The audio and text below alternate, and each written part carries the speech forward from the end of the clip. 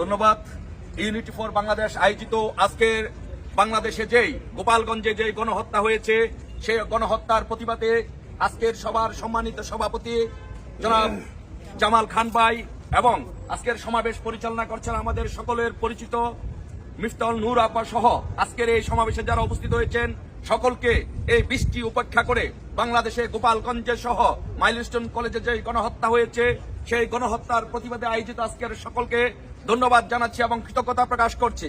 আমরা এখান থেকে আমরা একটি কথা বলতে চাই, এই সুদখোর মহাজন ইউনূসের উদ্দেশ্যে শুধু একটি কথা বলতে চাই, আপনি পরিকল্পিতভাবে গোপালগঞ্জে যে গণহত্যা চালিয়েছেন সেই গণহত্যার জন্য আমরা তীব্র নিন্দা এবং প্রতিবাদ জানাচ্ছি।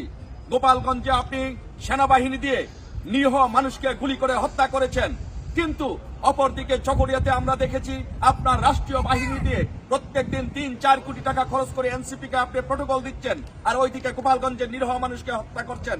গোপালগঞ্জের মানুষের রক্ত কি কালো আর এনসিপির রক্ত কি লাল? আপনারা কেন নিরীহ এই ভাই বোনদেরকে আপনারা হত্যা করছেন? আপনাদের কাছে প্রশ্ন করতে চাই।